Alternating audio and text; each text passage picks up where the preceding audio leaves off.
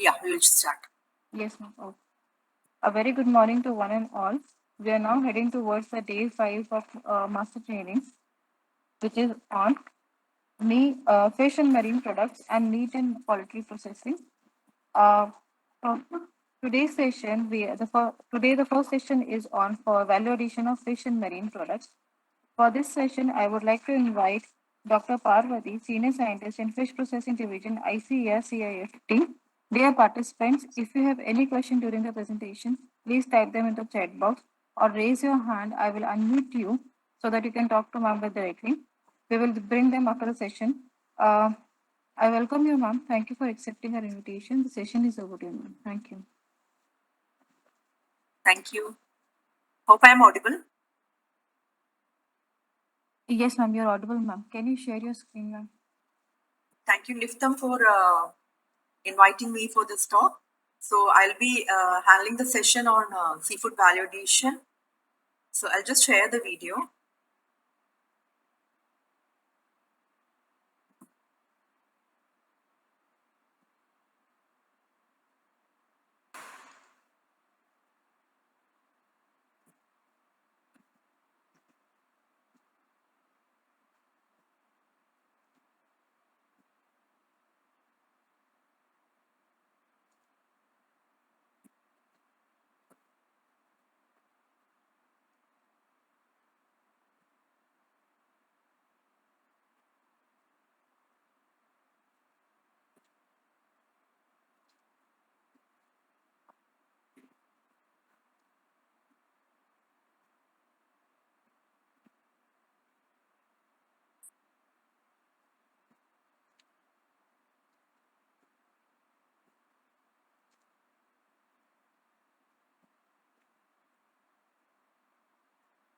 Can you see the presentation? Yes, ma'am. It's in a normal mode right now. So, ma'am, can you move your slides?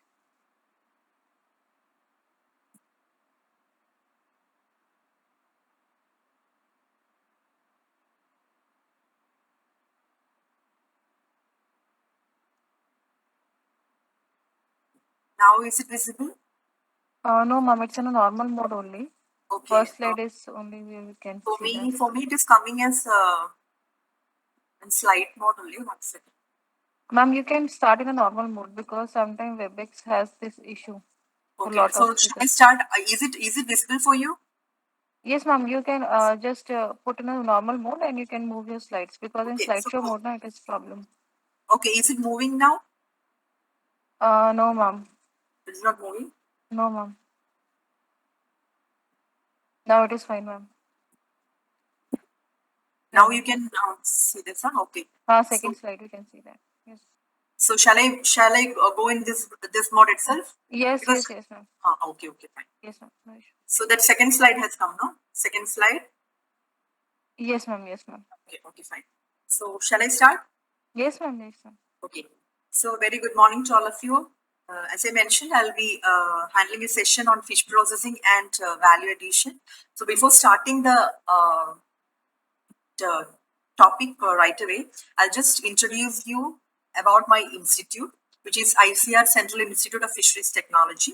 It was founded in 1957, and mainly we are dealing with the technology for fishing and fish processing activities. And during the last 6 to 7 years, we have made contributions in the field of fish harvesting, processing, packaging, product development, the quality assurance and related activities, fishery byproduct and fishery waste utilization, engineering aspects, etc. So we have made significant contributions in this regard by development of various harvest and post-harvest technologies. We have 7 research divisions, which include Fishing Technology Division, which deals with the standardization of gears, crafts, and other accessories. Fish Processing Division, where I am working in, we deal with mainly the processing aspects or processing, preservation, and packaging aspects, as well as value addition from the main raw material as well as the rest raw material. Then we have a biochemistry and nutrition division wherein we look into the activities like extraction, characterization, etc. of the biomolecules, the different profiling activities, development of nutraceuticals, etc. We have an engineering division which mainly deals with the design and development of different processing, fish processing, harvest, post-harvest equipments. We have quality assurance and management division, which mainly deals with the quality aspects. Microbiology, fermentation, and biotechnology division, which is mainly dealing with the microbiological aspects, and an extension, information, and statistics division as well. So, going into the topic, you all know why seafoods are important. Not seafoods, we should say, rather the aquatic resources are important. It is mainly because of the availability. One thing is the availability. India being a maritime country, it is plenty available. Even in the interior parts also in the way of freshwater or inland fisheries or culture fisheries. Another thing is accessibility. Even though some products may be available but may not be accessible, but as far as the aquatic resources are concerned, it is more accessible and it is comparatively more cheaper. And another is the quality and safety aspects. When coming to the quality and safety aspects, unless you are adding intentionally any adulterants, it is safe to be used and it is of high quality. And finally, it is the nutritional aspects, which we are mainly looking into or focusing into. You know, the nutritional, when you are looking into the nutritional aspect, it is called as a complete food or a superfood because it is rich in almost all the nutrients, like whether it is a white say proteins or fats with a rich amount of omega-3 fatty acids or minerals or all these things. It is a balanced diet, rather we say. So coming to the proximate composition, the main aspects we look into is the moisture content. Moisture content normally it varies about 60 to 80%. So it is rich in moisture. Crude protein varies from around 18 to 24%. The crude fat varies. There is a wide variation from 0.5 to 19%, and minerals from 0.5 to 1.5%. Why does high variation? It is mainly because of the diversity of species that are available. We have marine species, we have brackish water species, as well as we have freshwater species. So depending upon the species that is available, or depending even between the within the species itself, there can be seasonal variations as well. So based on that, there is variation in the proximate composition. Now, right away coming into the value addition, why there is an expansion in demand for seafood? It is mainly because of the population growth, the rising income and urbanization, and there is a strong expansion of fish production and reductions in wastage, improved and more efficient processing, storage and distribution channels. So there is a high demand for this seafood, and we are entering a new era of consumption, which is mainly focused towards ready food format.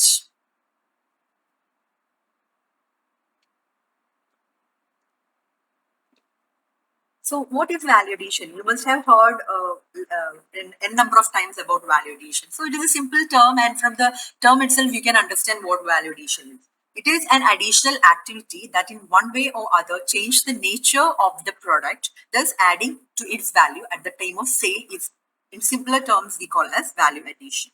So there can be different approaches by which you can add value to a product. It can be an innovative product with multiple formats. You can change the format of the product. You can change the shape, the dimension, the flavor or texture profiles of the same. Then you can introduce a new package. It can be an eco-labeling procedure that is adopted. So all these add to the value of the product, resulting in value addition of the final commodity. So what are the advantages? It helps in generating better income. It helps in improving the processing utilization of the resources. It keeps in phase with the consumer demand. Now customers are demanding different variety of products. So they are in search for new and new products, and they are ready to experiment with new products as well. So it keeps in the consumer's demand, and it helps in providing variety of products.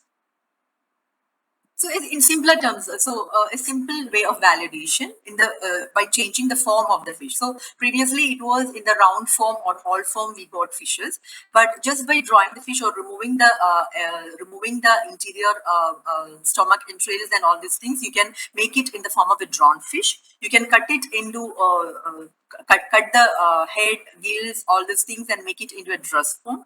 You can make it into a steak form like curry cut style. You can even make it into single fillet form. You can make it into stick form or butterfly fillet form. All this depends upon the end customer's need. So this is a simple form by which you can add value to the product. So you will get a better price depending upon the form that you are adopting. You will get a better price in comparison to the whole product that you are selling. So there are different technologies also. So these are these technologies. There are different technologies by which you can bring about preservation and value addition for the product. So it can be classified like from simple to highly automated technologies for preserving the seafood. Simple technologies like chilling, drying, etc., to highly automated technologies like retort processing or high pressure processing, etc. And by this adopting these technologies, the shelf life can be from a few days of shelf life to even few years of shelf life.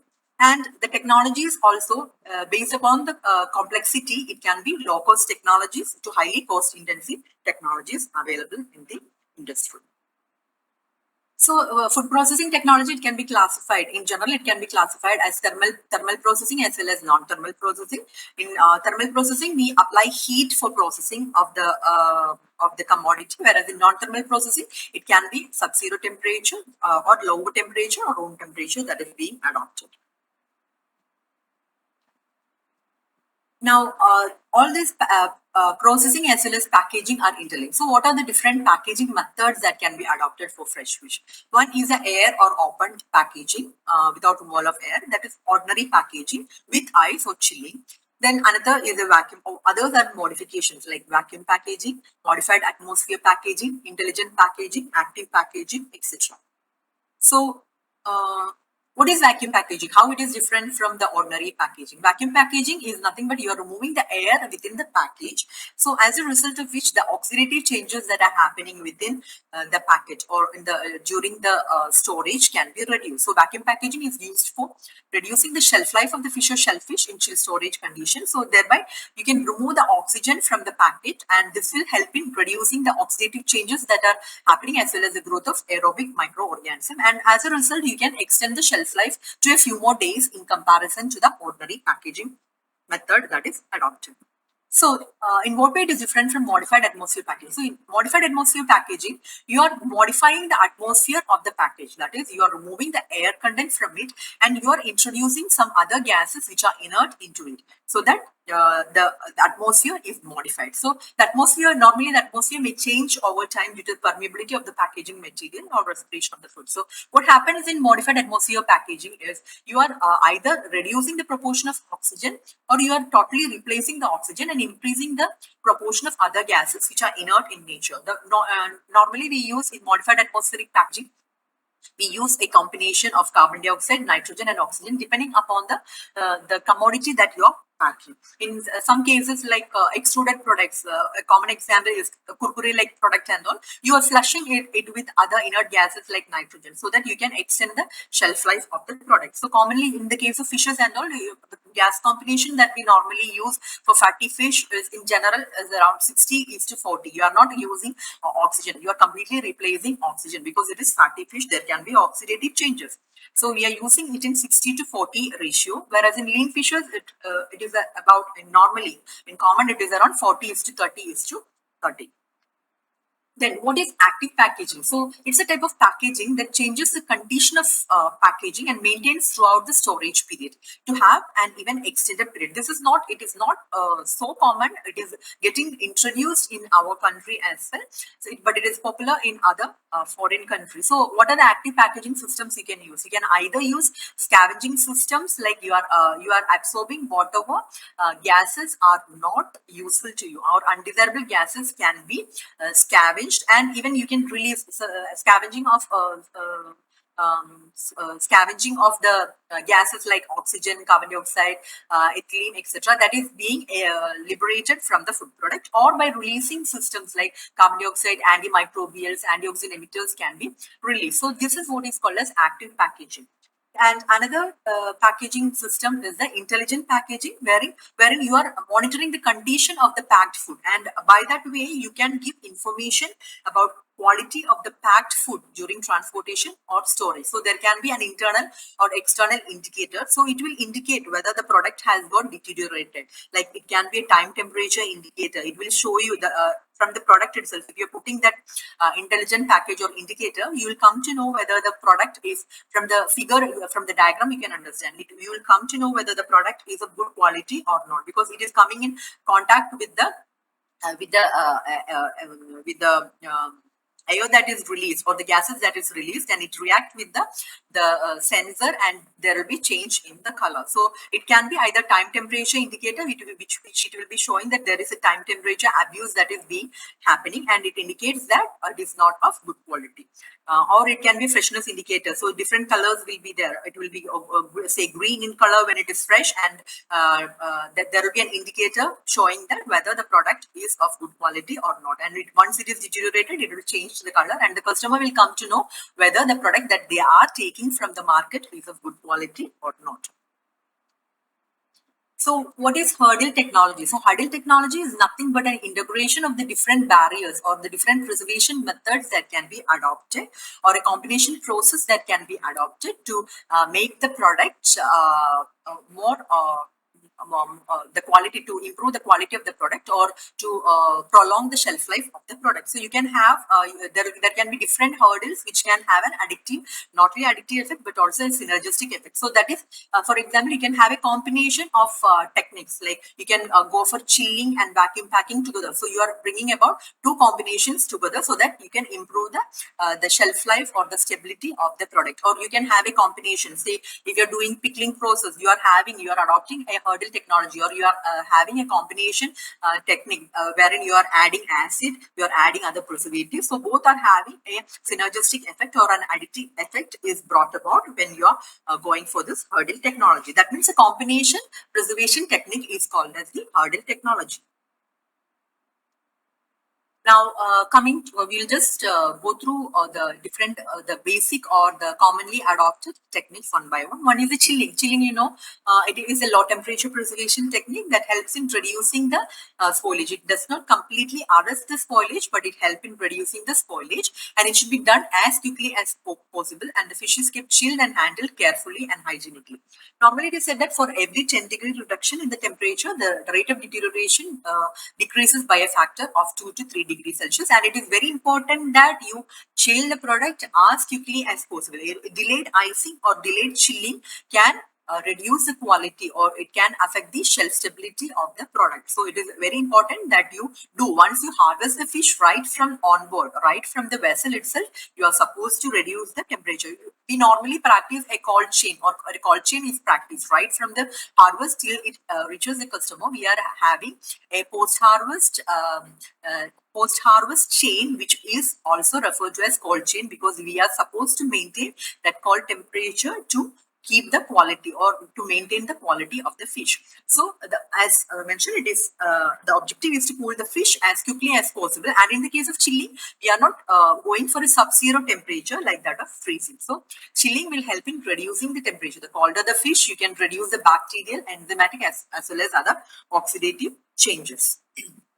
So what are the different chill products? Normally, it's a common value-added item in the domestic as well as foreign trade. If you look into the foreign trade or international seafood, mainly it is the sashimi or sushi grade tuna, which is a raw fish that is mainly used in the Southeast Asian, which is of high demand in the Southeast Asian countries. And sashimi, it shows that it is safe to prepare and eaten raw. And it is the main market is Japan. So the different species other than the tuna, the different species include salmon, marlin, pomfret, etc. So here fish is supposed to be, because since it is taken in raw form, due to the quality as well as safety, looking into the safety as well as quality aspects, the fish is supposed to be maintained chilled throughout the supply chain. Other than that, if you look into the domestic market, you can see different products, in n number of products that are entering the domestic or retail market, especially in the urban areas. It can be in, as I showed you, in different forms. It can be in different forms. It can be in curry cut forms. It can be in dress form, steak forms, etc. Or it can be in marinated form. Same thing itself in marinated forms. Either in ready to cook or fry forms, because it is easy for the consumers to take, because we are living in an era which demands more of fast food. So all these help the customers to reduce their job.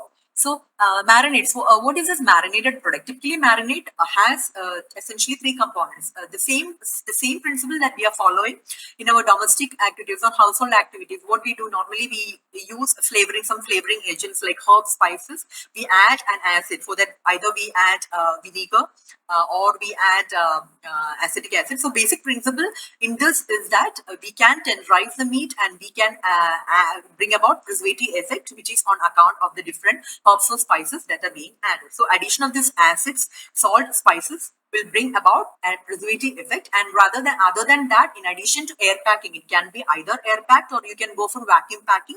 As I mentioned, when you go for vacuum packing, it will extend the shelf life to a few more days in comparison to air packed commodity. So minimum it can be depending upon the products that you are taking, whether it is fresh water. Fresh water will have a higher shelf life in comparison to the marine species. So depending upon the species that you are using or the variety that you are using, you can have a minimum of 2 weeks to even up to 3 to 4 weeks, depending upon the combinations that are being adopted. Now coming to freezing, when we look into freezing, freezing is also a low temperature preservation technique that is being used. So what is the difference between freezing and icing? Here we are going for sub-zero temperature. In the case of icing or chilling, we normally have a temperature maintained at 0 to 4 degrees Celsius. But when it comes to freezing, we are freezing. Initially itself, we are freezing at minus 40 degrees Celsius, and further you are storing it at minus 18 to 20 degrees, minus 20 degrees Celsius. So this is the main difference between here. What happens is the whatever water is present in the fish is converted into ice.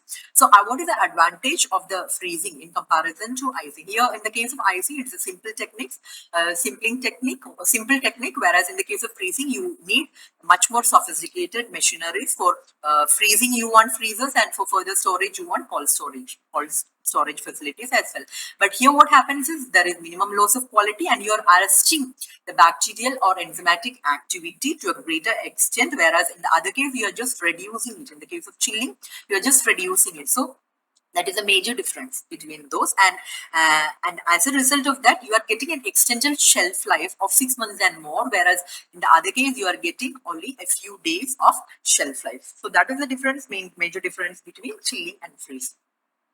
So when coming to the frozen products, earlier it was more of export oriented, but recently export oriented, like it was either individually cooked frozen or single pieces, or there are conventional block frozen products that was mainly targeted, whereas nowadays you can see a variety of frozen products as well coming in the retail or domestic market. Normally, they are packed in attractive moisture-proof containers and stored at minus 20 degrees Celsius. Various IKEA forms are coming in the domestic market, like either it can be in the form of cut and clean products, as in same way as in the case of marinated product, or I mean, chilled product itself, marinated products are coming, battered breaded products are coming. Same way it can be stored in the frozen condition also. The only difference is that the shelf life will be extended when you are going for a frozen condition. So these are a few products that are coming in the frozen style. Now, entering into another major category, which is the battered and breaded, or rather you can say coated or enrobed fish products. There is a huge demand for this ready-to-eat frozen. I said frozen. You can also even do it in the chilled form, or you can use it in ready-to-eat form as well. In bakery, if you go to bakeries or other retail outlets, you can get it in ready-to-eat format also. So these are the battered and breaded products. It has a high nutritional value since you are incorporating fish into it. It has good organoleptic as well as other appealing characteristics. And the major advantage of the coating is that you are increasing the bulk of the product, because as a conventional practice, it is said you can add 50% of fish and remaining can be other ingredients. So Even you can use low cost fishes or highly available fishes or underutilized fishes for the production of this battered and breaded products. So it's a good option for value addition. Some of the enrobed or coated products include, the classic example is cutlet like products, then fish nuggets, balls, fingers, patties. You can even have shrimp products, squid products, clam products. A variety of products are available in the category of battered, breaded or coated products. So as a convention, I told you that fish proportion should be 50% and it can be other ingredients as well. And the normal processes that are involved in the battering and breading is, initially it is a forming stage. You can just think of how you're doing the cutlet preparation and all at home. Likewise, we are making it in the form of that particular shape. It is called as portioning or forming, and you are going for a pre-dusting process. Normally, this pre-dusting is an optional process. Pre-dusting is adopted only for a few category of products. In the case of coated products, it is not compulsory in the case of little roughy texture type product like cutlet, but it is mostly used in smooth textured products like fish balls, fish fingers and all, because the next process, which is the battering process, for more pickup of the batter, a pre-dusting process is required, which is nothing but the same dry batter that is being used. So it is followed by a battering process. So battering process, you can have different combinations. CIFT has a particular batter that is standardized. Other than that, different combinations are there. Like some people use refined flour alone, like maida, corn flour. Then some use egg white, some use whole egg, etc. So there are different combinations that are possible. So so this process is called as a battering process or wet battering process, followed by, so initial coating is over. Then there is one more coating which is done by breading. So breading, again, different types of breading styles are possible. Different types of bread crumbs are there. Like American style, panko type style, traditional style. So different types of breading options are there. This is followed by a pre-frying process. Again, this pre-frying process is optional. In some cases, you can go for pre-frying process. Some cases you are, if you're using it as and then you can directly go for a frying process and you can consume it. Then for freezing purpose and all, the pre-frying process is normally done, which is the frying process adopted for a minimal period of time, that is less than 30 seconds to 45 seconds, fried in oil, and then it is followed by a freezing, packing and cold storage. Now coming to a category called as mince, surimi and related products. So what is mince? Mince is minced fish is the flesh that you separate from the fish, and it is comminuted or it is made into small pieces free from scales. You are removing the meat from the fish and free of the scales, skins and bones, and you are making it into small comminuted form by using a mincer. And what is surimi? Surimi is water leached fish mince. So when you are washing the mince, it becomes surimi. So there is a process by which you want to wash it. In the case of surimi, what we do is we use cold water or chill water for washing it. So what is the advantage of surimi is that surimi is rich in myofibrilla proteins. You're removing other components, undesirable components. Fish as such has a fishy smell. So you can remove the whatever pigments are there, whatever fats are there, so other sarcoplasmic or water soluble proteins, all these are removed. And this surimi will be pure white in color with no odor. So it has a bland taste and it is free of odor. It is a concentrate of myofibrilla protein alone. So this surimi can be utilized for the preparation of different products, or you can use fish mince itself. So these becomes raw material or base material for utilization of different products. Previously, I have mentioned about potted products. You can make potted products out of fish mince or surimi, or you can even go for other products like other end raw products like samosa.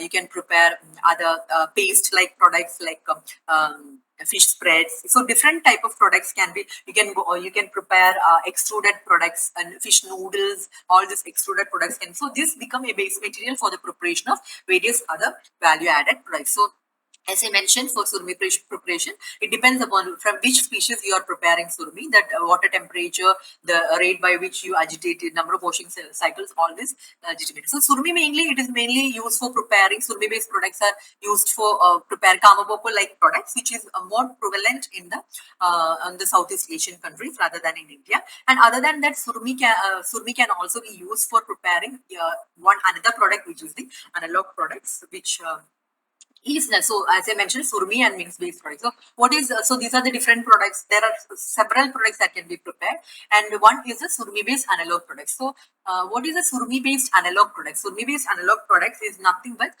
imitation products that are available. As mentioned, surmi does not have a taste or odor or color of its own. So you can incorporate any color or odor or flavor into the product. To imitate that particular product. So you can make surmi from low cost fishes, and you can make it into analog products of high value, like crab like analog or crab flakes, these type of analog products, or shrimp type products. So it will look like shrimp, but it won't be shrimp. So you can use this surmi for making different analog or imitation products as well. So this is one of the major advantage, or it's one of the major advancements in the industry. If you go to the supermarkets, now also it is available. If you go to the supermarkets, you can find different battered breaded crab claws, crab legs, all these are available in the market. And if you look into the product details, you can see that it will be written it is imitation product. That means it is not that original product, but it is imitating that particular product. Then comes the thermally processed, ready to eat product. Thermally processed, this is actually now we are entering into the rather say heat applied process, thermally process. So by means of thermal processing, you have the option of eating it in ready to eat or category or convenient product. So what is thermal processing? Thermal processing is commonly referred to as a heat processing or canning, wherein you are bringing about long-term stability for non-dried. Normally it is a dried product that have a better stability. For non-dried product, if you want to bring about stability without using the refrigeration, we go for thermal processing. Here what we are doing is we are having a prolonged heating of the product in hermetically sealed containers like cans or retortable pouches, so as to make the contents in the container sterile. So it is in ready to eat or serve fish products, and it is a delicacy, and it is of high convenience. You will get what are the major advantages of this is that you can have broad range of products like retorted seafood curries, and different products can be made out of this. Only thing is that you need to go for standardization for different products like seafood curries, masala recipes, different combos, different ethnic recipes, curries from different type of fishes. Then even you can have ready to eat fish biryanis. So many things can be standardized and commercialized. So it has been commercialized, and we have transferred the technology of the same to different entrepreneurs as well. So what is the major advantage? As I said, it is of shelf stability. You can have 1 to 2 years at room temperature. You can store it at room temperature, and it is in ready to eat format. So it either comes in cans, or it can be in retort pouches. And in retort pouches, normally the ply, it is a 3-ply that is being used with polyester, aluminium, and cast polypropylene. Another category which is not so common with seafood is the accelerated freeze-dried product, but you must have seen these type of products in the case of vegetables and all. A common example is in the case of say soups. Then the masalas that come for noodles and all, you must have seen small pieces of the accelerated freeze-dried vegetables. So same thing can be used for high value products in the case of fishes also. Here we are going for freeze drying, wherein it is a combination of refrigeration or freezing, vacuum, and heat. So first the raw material is frozen by employing vacuum, the ice whatever has been is present in the ice, the food is sublimed directly to vapor. So the major advantage is that it has a surface satisfactory dehydration. It's a dried product. So, but if it is put in water, it has a satisfactory dehydration, and it will imitate the fine or fresh product with the substantial retention of the nutrient, color, flavor, etc. And it can be stored if it is suitably packed. It has a moisture content of less than 5%.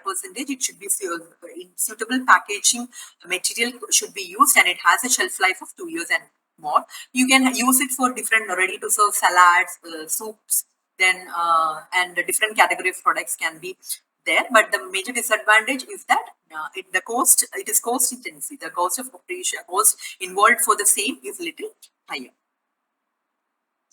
Then fish meals based extruded product. As mentioned, you can use this fish meals for different type of products. One is the extruded products. Extruded product is a very common common category of product that you see in market, which is nothing but the noodles type product, which is done by cold extrusion, noodles, pasta type product, which is done by cold extrusion, and other is a hot extruded product like kurkure like product, which is puffy, ready to eat format. The other one is ready to cook or ready to fry format, wherein you go for cold extrusion technique, and the one which is ready to eat format is by hot extrusion technique. So extrusion process, normally we are restructuring the starchy and proteinaceous ingredients. For this, you will have to optimize. For different products, we'll have to optimize the process variables involved, the time, the temperature, the pressure, all these things, as well as the combination that is being used. All this should be optimized, and you can develop a cheap, high nutritive and convenient cereal-based food product into which you are incorporating the fish, which is a protein-rich from either from byproducts, or you can use underutilized fish for fortifying the commodity. So normally the product that is available is carbohydrate rich, so it is rather considered as a junk food. But if you are incorporating fish, which is protein rich, you can make it more nutritive, and you can introduce different flavors and textures. You can also go for different innovative packages, like as I mentioned, modified atmosphere packaged products can be there, which adds to the shelf life of the product. Then there is the ethnic seafood products, or rather say the traditional seafood products that are coming. So these are region specific ones. They follow the old techniques like fermentation, drying, smoking. All these are pickling. All these are categorized together as traditional seafoods. And globalization has increase the demand for this ethnic seafood products, and hence now they have been upgraded as specialty products. So you can popularize these ethnic products by different processing techniques. So you have a new outlook for this commodities, and if you include like dried fish, fermented products, pickles, wafers, papads, etc. So if you look into the dried seafood category, it is around about 70 to 20% is converted into dry product, and it contributes around 8% to the total fish export. So different recipes are possible. Like you can either you go for simple drying, you can go for salting and drying, you can go for spiced and dried product. Different flavors can be incorporated into the dried product. You can give different coatings. So likewise, new recipes are coming, and it is conquering the the modern market. And the major advantage is that it's a highly profitable industry. Very simple techniques are involved for drying. You need very less sophisticated machinery. What you need is dryer, a good dryer, and other packaging techniques like packaging material, sealing machines, all this, and storage facilities. Since it can be stored at room temperature, you need not have high-end storage facilities. It can be stored at room temperature as well. So what are the limitations and strategies for the same? The thing is that drying, the standard operating procedures are seldom followed. We are not following any standard operating procedures. Being traditional, each household or domestic have their own standard operating procedures for drying. They dry it under sun, or they dry it by different techniques, and some people think that it is a secondary method of preservation. That means whatever poor quality fish is coming, whatever is being utilized for the main consumption, whatever is remaining can be utilized for drying. And people think that once you dry that commodity, it will remain safe. It is not that way. We should always use whatever raw material is being used. We should use the same quality raw material. The initial quality raw material will determine the final product quality. So it is very important that you use good quality or high quality raw material for drying as well as other traditional practices. and we should have improved handling. So what are the strategies we should follow? We should have improved handling practices. We should use hygienic, energy efficient dryers for the same. We should have adequate extension services for transferring the technologies of all these things. And one important aspect is the packaging practices. You may be drying it properly under proper hygienic conditions, but when you market it, if you're not following proper packaging practices, whatever moisture, the technique by which you are maintaining the keeping quality of the dry product is by reducing the water activity. That is, the moisture content will be very less, and it will not be subjected to any bacterial or other contamination, and that is how you are preserving it. But if you don't have proper packaging practices, it absorbs moisture as well as dust and other contaminants from the surroundings, and it will affect the quality, keeping quality of the product. So after processing also, you should have good packaging practices followed for the drying. The different types of drying are there. There is traditional sun drying, which mainly utilizes the atmospheric conditions for drying, and there are artificial dryers wherein you are going for controlled. Hence, it is always recommended that you go for artificial drying techniques. So in CIFT, there are different types of dryers available: solar dryers, cabinet dryers, tunnel dryers, etc. So CIFT, we have different dryers. Solar dryers with different backups are available, ranging from less than 50,000 rupees to up to 5 lakh rupees, depending upon the capacity. Different dryers are available, which can be utilized for this drying process. So here, once again, what are the hygienic practices that should be followed for drying? And the fish that we use should be fresh, so that we have a better end product. The water that we are using, it should also be of potable quality. The salt, if you're going for salting and drying a combination, then the salt that should be used, it should be of good quality. Proper dressing of fish should be done. The utensils that you're using for drying should be, this practice should be followed not only for drying, for all the processing techniques that you're going for. You should follow the same practice. You should have hygienic handling practices. Then only you will have good stability, and quality for the product. Then hygienic handling practices. If you're going for drying, the drying racks, it should be kept clean. The waste, whatever waste is generated for all the operating procedures, for all the processing operations, the waste, whatever is generated, should be properly disposed of. So a variety of dried fish products are available in the market. Either in pouches you can have, or you can have tray packing. So different attractive ways can be used for packing of the dried fish material. Another category is the fermented product, which is a traditional practice, which is more common in the Northeast Asian region. They normally use the indigenous knowledge. They are fermenting the product, as a result of which the proteins in the fish will get fragmented into amino acid, which has got a better preservative effect. And here now also, these different products are coming with improved nutritive value. Has been attempted, and these fermented products are also rich source of antioxidants, antioxidant peptides, and it can be used for different soups, curry preparations, etc. There is another category which is called a smoked product. Again, smoked product is a major product that is used in the Northeast region of India. It's a traditional method wherein it has a unique taste and flavor. Here we are again using a combination of drying, salting, and smoking, and the chemicals that are being produced from the thermal breakdown of wood, it brings about preservation along with the drying and salting process. It can be used as an intermediate product for canned smoked product as well. Nowadays the smoke flavors are coming, which can be incorporated into the product, so you can reduce the smoking process as well. So different products of Northeast are there. Then Lakshadweep, there is a delicacy from tuna which is called as masmin, which is a smoked product. So different smoked products are also coming in the market. Then another very common technique or technology is marination or pickling. We can say pickling. Pickling is a spicy object. It's a very relishing commodity.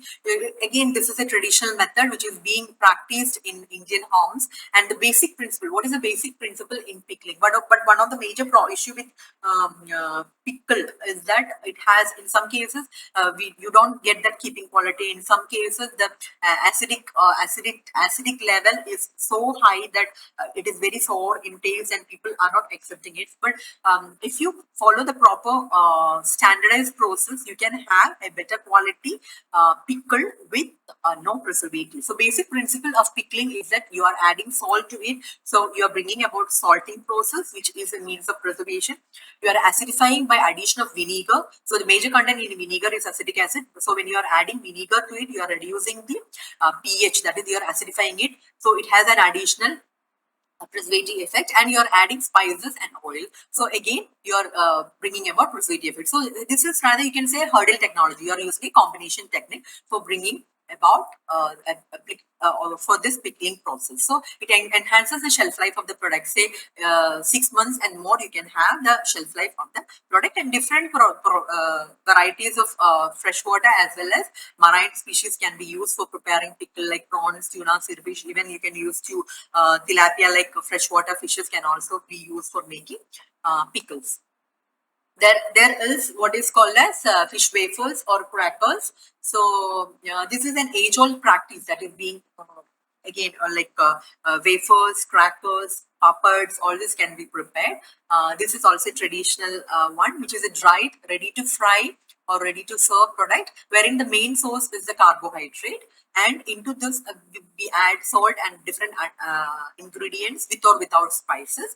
And this being a dried product having a moisture content of less than 10%, it has a better shelf life of 1 to 2 years. And you can add by incorporating, as it said in extruded product, by incorporating protein rich sources like fishes in the form of bycatchers, as well as processing, even processing frame meat. When you're processing a fish, you get frame meat from it. That can also be utilized for incorporating into these products. So you can make wafers. There are different techniques for preparing wafers and crackers. Here you are homogenizing it with water and remaining ingredients. If it is a wafers, you are spreading it in aluminum trays, you are steaming it, cooling it, drying it, and packing it in polythene bags. If it is crackers, you are making it in the form of a duff. You are molding, steaming, cutting, and drying using. Then if you're going for papads, but different types of papads are there. In Kerala and all, we have papads, whereas in other parts, we have Tamil Nadu, Karnataka and all, you have appalam. So appalam is rather, it is a dry product. You can have a higher shelf life, but if you go for papads in Kerala and all, it does not, since it has a higher moisture content of around 30, in the range of around 30% and all, we have moisture content. So it does not have a higher keeping quality. You'll have to use within 1 month. If it is kept at room temperature, will hardly get around 1 week. If you are incorporating fish also into it. Then there is fish soup powder. So soup powder is again a delicacy worldwide, and it is nutritious in nature. It is a nutraceutical as well. You can use fishes of low economic value. Again, you are incorporating along with other fried ingredients. You are incorporating fish meat also, which is adding value to the product in the way of nutritional aspects. So after blending this, you are drying it. You are drying it, powdering it, and you are incorporating. Now, CFT technology, we are incorporating other ingredients like milk powder also. You are packing it, and you can make it in different ways. So this is one basic method by which you can make it. So again, since it is a dried product, you can have a storage life of 1 year and more, and it is nutritionally very rich. It can be used by old population also, geriatric population also. Then there is fish or prawn chutney, so which is which can be prepared out of dried fish, dried prawn, etc. So here you can make a base material. There is a combination for making the base material, which can be used by even vegetarians, and it is about 20 to 25% of the shrimp powder or dried shrimp powder or fish powder can be incorporated depending upon the taste or depending upon the variety that you are using to make the fish or prawn chutney powder. It can be used as a supplement along with main dishes. Here, this prawn chutney powder also will get around 6 months and more. And if you're using other ingredients other than this base material, with this prawn and coconut alone, you have a shelf life of 3 months. Then different nutraceuticals are there. Other than this, different nutraceuticals can be prepared like biscuits, energy bars, health drinks, any number of products. I have not included all the products, but you can have different products which can be incorporated with the fish protein or fish meat. to prepare different nutraceutical like collagen peptide incorporated biscuits or cookies can be there, seaweed incorporated one, then different energy bars or jerkies can be there, health drinks can be prepared. And other than using all this main raw material, you can also go for rest raw material, like or rather say byproducts can be utilized because only about 40 percentage of the portion is being consumed by human beings and remaining is going in the form of waste, but it has the same nutritive value as that of the main raw material. So these can be utilized for preparing different products. There are n number of value-added products that can be prepared, and it will help in reducing the environmental pollution problems. A few like fish meal, body liver, fish body and liver oil, hydrolysate, isinglass, sharp products. So different type of products can be prepared out of the fish waste also. So and another category is the live or live fish is the which is marketed in live condition. So again, live fishes can be marketed. The only thing is that the technology needs to be refined much more so that the survival that we get when you are marketing is of high. And it also needs standardization. Different standardizations are required so that you can market it in live condition. Then, as already mentioned, there are ready to cook, ready to fry products available in the market in different formats. Different frozen products are there. Then different battered, breaded category of products are there. Different from shrimp itself, there are, especially in the international market, there are different specialty products coming. In the case of meats products itself, you can have momos, you can have different samosa like products, sausages, then surimi based products, ready to eat or thermally processed products, cured products or extruded products, these ethnic products. So all these can be, a different type of products can be prepared out of fish. So there are different requirements for a mini fish processing unit. So basic requirements is that you should have enough space for the same, smooth flooring with RC roofing, all this things should be there, lighting, proper ventilation should be there. So there are some basic requirements that are required for having a mini fish processing unit. And normally cost involved for a moderate estimate, cost involved will be around 50 lakhs for base value addition options, wherein you can also have drying options for the same.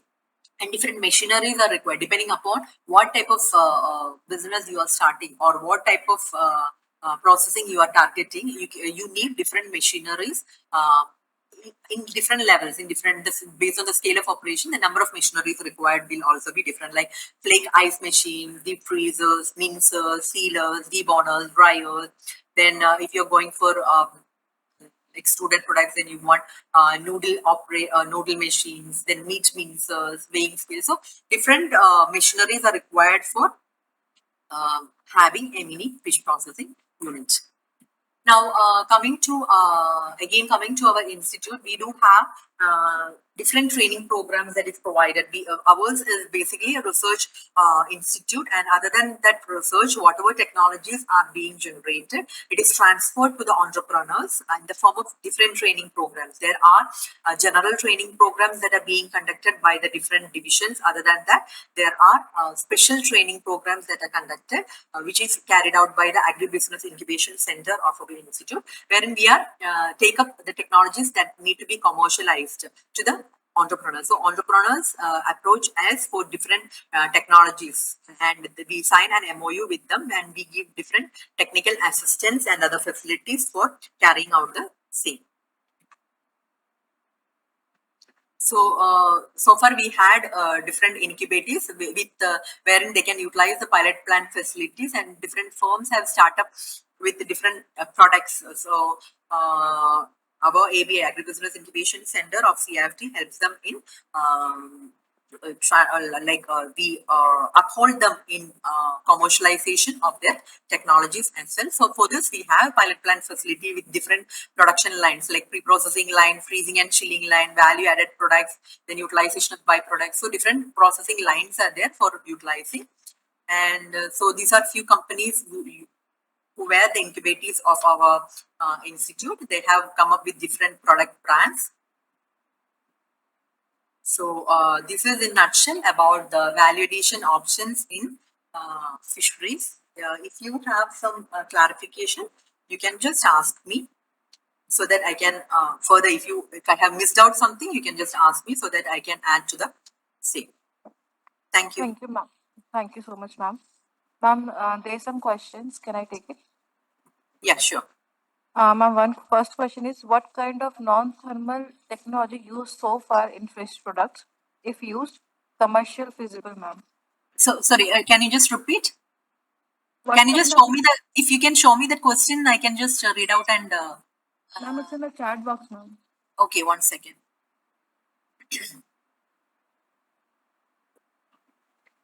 What kind of non-thermal technology used so far in fish products? If used, commercial feasible.